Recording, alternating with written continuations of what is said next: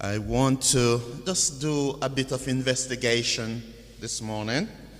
I want to share with you, my text is taken from Psalm 37 and verse 23.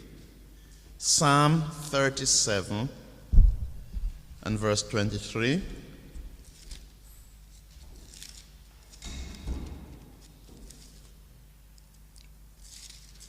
And it reads thus: The steps of a good man, I think some Bible says a righteous man, the steps of a good man are ordered by the Lord. The steps of a good man are ordered by the Lord. And this is really what I want to focus on this morning. And really, this thought comes to me as I was driving to work, and as normal, I put on the app on my Bible, and where I am, I'm looking at the book of Daniel. And I want to explore how true this statement is. The steps of a righteous man are ordered by the Lord. And this text does not only apply to men, it applies to women. But I think what normally happens in the writing of the Bible, a lot of time they take the masculine gender in dealing with things. So the steps of a good man, a good woman, a righteous man, righteous woman are ordered by the Lord. The first thing that we need to look at this morning is, what is it talking about when it talks about the steps of a good person are ordered by the Lord? The steps. Is it the physical walking and the steps that you walk into? Of course, that will not be the case. It's not the situation. But he's really talking about the decisions that you make. The decisions of a good man, a good woman, are ordered by the Lord. And what that is actually saying is that God helps in the decision-making process. A good man, a righteous woman will allow God to direct them in the decision processes that comes their way. Talking about the steps, we're talking also about the opportunities that come your way. The opportunities that God will create and allow opportunities to come your way. So the steps of a good person is ordered by the Lord. God will allow opportunities to come your way. And when I listen to this, and I mean, that text will have been on my mind throughout this week, and as I listen to the book of Daniel, and I take a step back and look at Daniel, how true is this statement? How true is the statement that the steps of a good man is ordered by the Lord? And then I said to myself, how can we as a church, as an individual, apply the same principle to our lives? The steps of a good person, the steps of a good man are ordered by the Lord. This is actually saying your steps, your decision making, the opportunities that come your way, they are ordered by the Lord. What's particular struck by the life of Daniel? And as I've said, the steps of a good person is ordered by the Lord. And I'm looking at this and just to see within the life of Daniel, how true is this? But when we talk also about the steps of a good man, I think within our minds many times, or unconsciously or psychologically, when we talk about the steps of a good person, the only thing that we tend to look at is the good thing. The opportunities, the blessings, the satisfactions, the fulfillment, and all of these good things. But when I look on the life of Daniel, I tend to see something different. I tend to see something different, which is telling me that the steps of a good man is not only the good things. When we talk about is ordered by the Lord, it's not only the blessings, it's not only the opportunities, but the circumstances that comes our way that might not be pleasant. Many times we don't think about that. The opportunities or the circumstances that are created within our lives that are not pleasant, many times we do not see those as things that God allowed. And this is really what struck me within the life of Daniel. Who was Daniel? And Daniel, as you know, he was a man of God. He was a godly man. And from his youth, he served the Lord. Daniel served the Lord with passion. And in Daniel chapter 1, I'm just highlighting these. As I said, it is to explore this principle. The steps of a good person is ordered by the Lord. So we have seen in Daniel chapter 1 that Daniel was taken into captivity into Babylon. A man that was serving God, that was close to God, suddenly find himself in captivity. The Babylonians invaded Israel and captured Israel, and they took away all the best, the strongest, and the youngest, and the most promising young men, among whom was Daniel, and took them thousands of miles away from home. What are we talking about this morning? We are talking about the steps of a good man. And I'm quite sure that you will agree with me that Daniel was a man of God. You will agree with me that Daniel knew and experienced God, but here a circumstance developed within his life which wasn't pleasant. Are we going to say God is not in this? Are we going to say this is not of God because it's not pleasant? I'm looking at the principle. The steps of a good man, a good woman are ordered by the Lord. And if this principle is right, then we have to conclude that the experience that Daniel was going through was something that was ordered by God for him.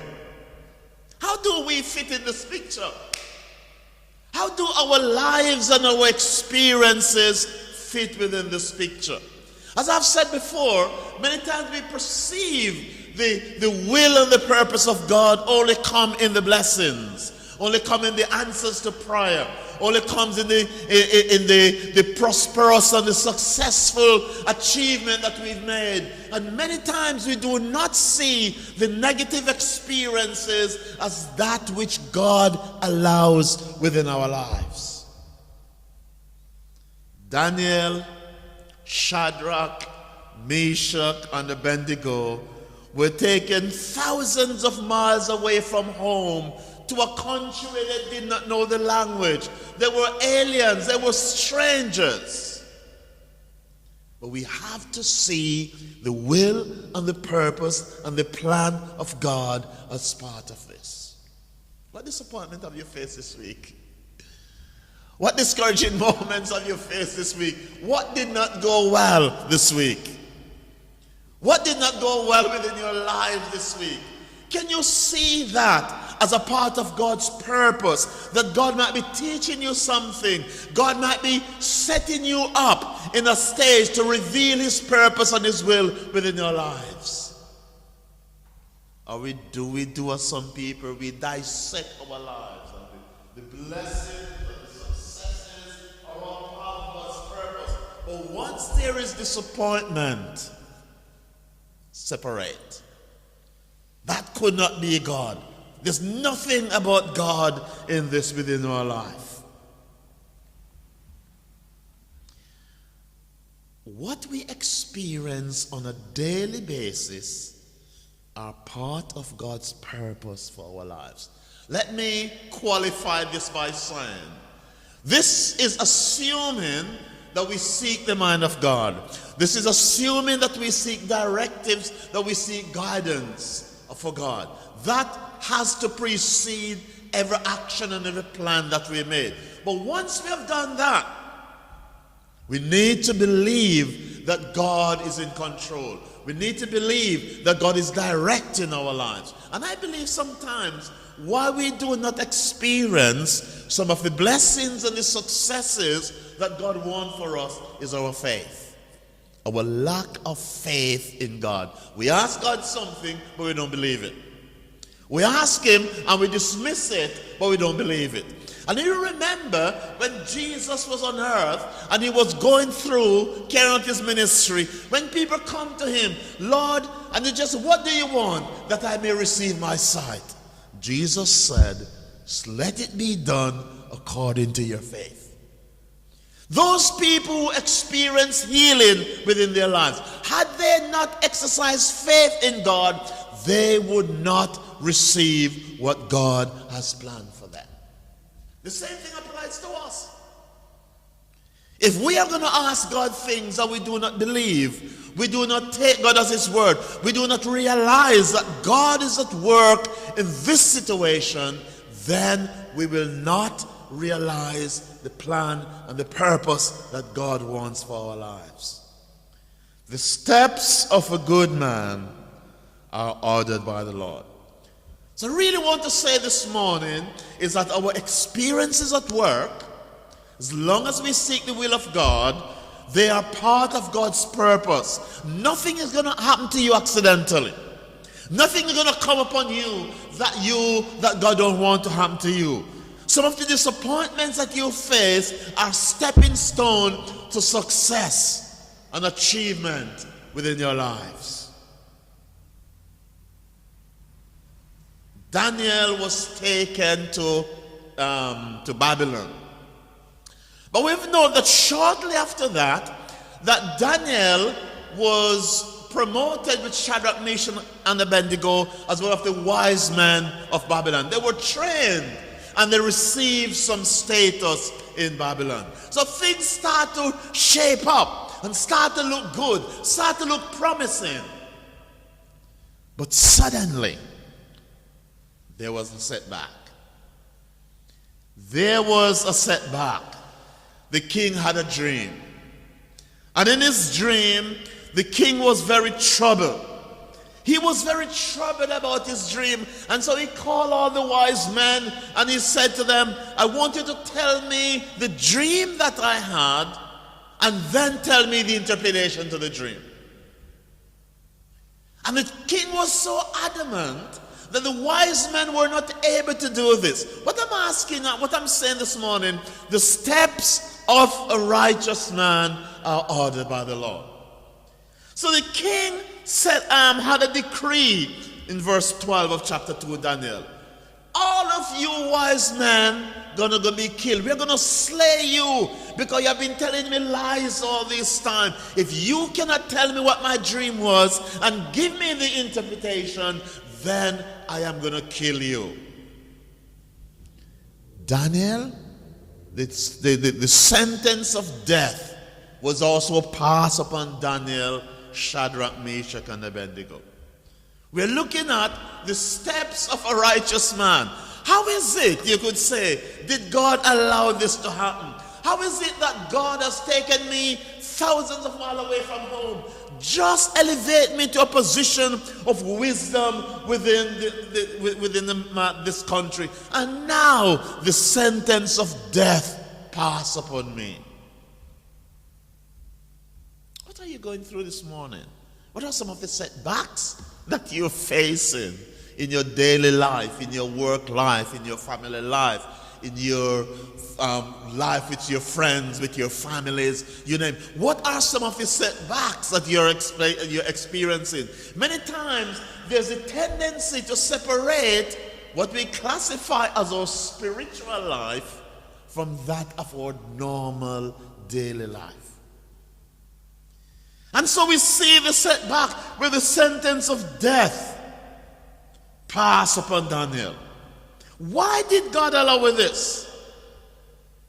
Why did God allow this decree? Couldn't God have changed things around so that the king didn't have a dream? Or why did God allow this man to become so concerned for him to pass such a decree, for this to pass upon me also? Are you asking God why this morning? Why am I going through this? Why do I have this experience? challenge this morning is that we need to also see God within disappointments. We need to see God sometimes in failure. And I know this might seem a strange thing to say. Sometimes you go for something and you fail, you don't achieve it.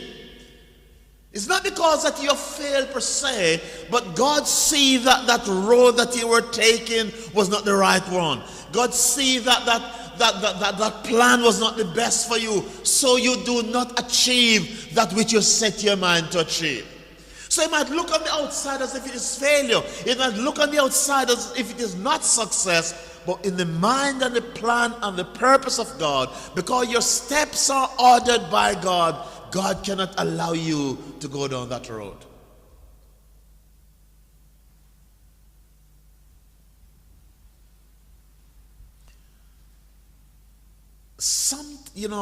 There is also the tendency when we read the Bible, and we see this happening with Daniel, we say yes, because we're looking at the text through our spiritual eyes or through our spiritual heart.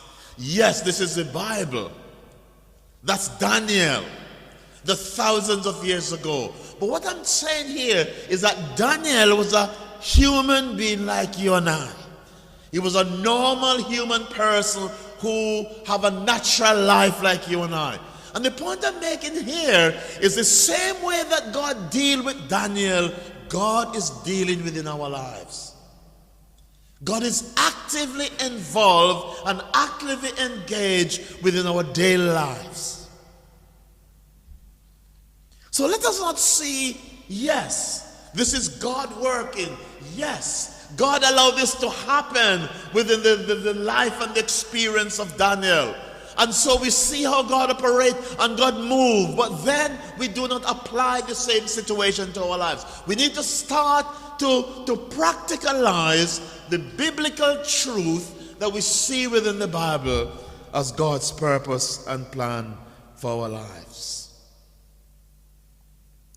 I write something down here, and I say there are times when God has to drag us screaming and puffing to a better place, a better experience, a better life, because we don't want to go. We can't see, but we don't want to go. So God has to drag us. And in our disappointment, in our anguish, in our dissatisfaction, we feel so deflated. But with the purpose and plan of God, God sees something good for you. It could be a job. It could be a relationship. It could be a business transaction. It could be anything. The principle still stands. Sometimes we're not in a situation to accept what the natural eyes see as defeat. We're not in a situation to grasp what the natural eyes see as disappointment. And so many times we take it negatively. But here we've seen where Daniel remained faithful to God, and God gave Daniel the answer to what the dream was and also the interpretation. What did we see happen as a result of that? We've seen where Daniel was recognized as a man of God. Daniel was recognized as the man who was serving the true God. The king at that time drew reference to the fact that the God that Daniel served is the true God. And I believe that sometimes, because of the attitude that we take and our perception of things, it causes other people not to see God as they should see God. The steps of a good man are ordered by the Lord. Daniel was elevated again, was given a place of position and prestige within Babylon because of his faith and his trust in Jesus Christ. You'd have thought that it would stop. You thought this is it. Daniel had been proven to be a man of God. God revealed himself, and brilliant, that's it. Lo and behold, another setback. Another setback. But this is telling me that within our lives, sometimes we face setbacks and we face disappointments, we face challenges, and we overcome them. And no sooner than you overcome them, another one come up. Another setback Daniel faced in chapter 3. Where we see the king set up an image. And he set up an image and he said no one should call upon their God for a period of time. Everyone should worship this image that I have set up, according to chapter 3 and verse 6. But we see in verse 8 to 14 of chapter 3, the book of Daniel, where Daniel, Shadrach, Meshach, and Abednego, they refused to bow. They knew what they believed in, and they said, we are not going to bow to the king's command. We are not going to do what the king says. We will continue to worship God. Sometimes our faith and our belief in God will go against some of the things that are projected by the law of the land. The king challenged Daniel, Shadrach, and Meshach, and Abednego's faith. And I believe that sometimes our faith will be challenged by our friends. Our faith will be challenged by our co-workers. Our faith will be challenged by our family members. We need to know what we believe and stand up for our belief in Jesus Christ. And I like the response that the Hebrew boys gave, Shadrach, Meshach, and Abednego. When the king was told, there you have some aliens within your country. You have some foreigners here who choose not to obey the law of the land. They refuse to bow. They refuse to bow and serve the image that you have set up. The king in his rage called for them to be brought before him. And in verse 16 to 18 of chapter 3, I like what's happened there. They said, and I paraphrase, God is able to deliver us. We are not going to serve your image of gold. We serve the true and living God. The God that we serve is able to deliver us. And we need to say that. We need to start to say things like that within our difficult experiences. We need to say, God is able to help me through this challenge. God is able to help me to overcome this situation. God is able to help me to face this challenge and overcome. But the guy said, but if he chooses not, and I like that, it's not that he cannot do it. But he said, if he chooses not to deliver us, we rather burn than bow. Here was men who was dedicated to their faith. Here were men who knew their God and was prepared to serve their God. And I believe that sometimes our faith will be challenged. Our faith will be put to the test. What are we going to do? Sometimes our faith will be put into test by some of the difficulties that we face, some of the challenges that come upon us. And there's some people, when they face those challenges, that they back out. They give up, they surrender. They turn away from following God. But Shadrach, Meshach, and Abednego, they stood their grounds. Not in disrespect, but in recognition that they have a responsibility to serve God. And this is the resolve that we need to have. This is the commitment and the dedication that we need to have, to say, we will serve God. The steps of a good person is ordered by the Lord. I'm here saying that this experience, you're going to be cast into a lake, into the fiery furnace. You're going to be cast, you're going to burn if you fail to do what you are told. The odds were against them.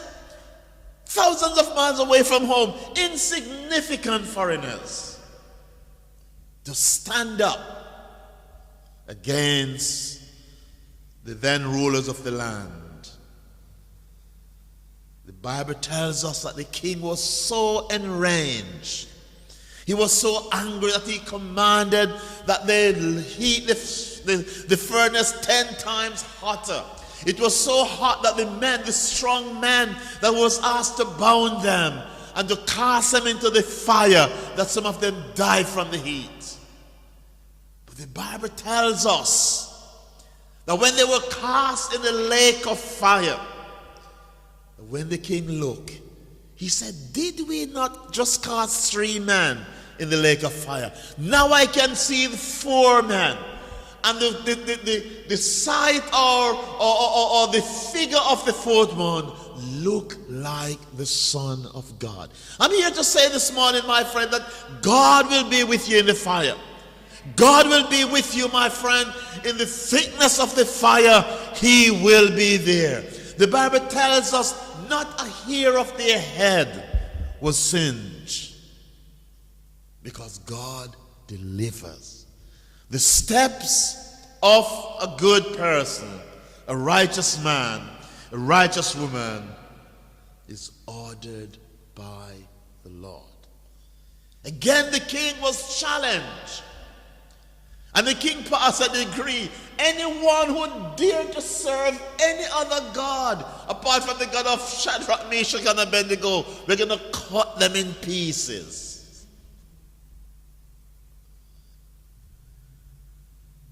We need to take a stand, my friend. We need to take a stand. Believe God. And then it comes again. It doesn't stop. It comes again.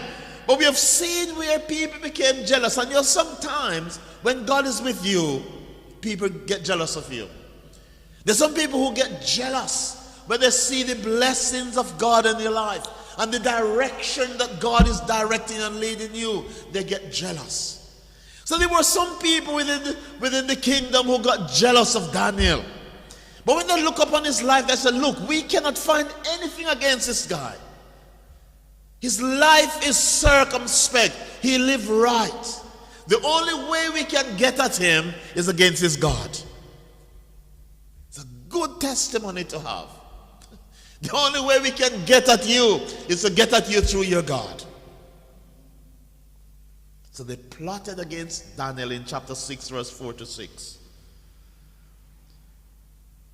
To catch him out. And they caused the king to make a decree again, because they want the destruction of Daniel. You can read chapter 6 right through to see how again, if anybody failed to ask of anything from anyone except to the king, shall be cast in a den of lions. These are hungry lions. The Bible tells us that Daniel, as normal, went up to his house, went up in the upstairs room, set his face towards Jerusalem, and he prayed to God. But people were watching, because this was a trap. But Daniel continued as normal. You know, sometimes in your situation, you need to continue as normal. The challenge may come, but continue as normal. Continue to walk in the direction that God has given you to walk. The challenges will come, but you just need to continue. Daniel was brought before the king as a man who did not obey the king. And that's just to make things a bit quicker, that we've seen where Daniel was cast in the lake of fire. The king did not want to do it. He loved Daniel. He realized that a trap was set. But once a decree is made by the king, it says, the law of the Medes and Persians changeth not. Once they have a decree, that has to be carried out. The king, not even the king can revoke it. That was how binding it was. And so Daniel was cast in the den of lions. But even that night the king could not sleep. He was concerned about Daniel. And early in the morning the king got up and he went to the den of lions and he called, Daniel, has your God been able to deliver you? And Daniel responded, my God has delivered me from the jaws, in my words, of the lions. The hungry lions could not touch Daniel. Now, this is not a story I'm trying to tell you now. It is not a fiction. This happened. Normal human being, a man of God who was faithful to God. The lions did not harm him. The Bible tells us the king ordered for Daniel to be taken up out of the lion's den. And those same people who plotted it, the Bible tells us that the king ordered for them to be cast into the lion's den. Before they even touched the floor, their bones were cracked and they were attacked by the lions and they were killed. God protects. The steps of a righteous man, of a godly person, are ordered by the Lord. What have we learned this morning? Believe that God is actively working within our lives. Being a Christian does not mean that you will not face difficulties. But all your experiences and your circumstances, subject to the fact that you ask God for direction, those experiences are God's plan and God's purpose for your life. And in the midst of that, my friend, the blessings of God will come. We have seen where Shadrach, Meshach, and Abednego and Daniel were elevated to position of status and prestige, because in their difficulties they remained true and faithful to God. The challenge to you this morning: will you be faithful to God? How do you see your disappointments? How do you see your setbacks? How do you see the circumstances that come within your life that might not necessarily be pleasant? Do you see them as God's plan and purpose, as God using them as stepping stone to lead you into greater heights? Or do you separate them from your spiritual life and just see them as bad experiences? What's your challenge this morning? May God bless you.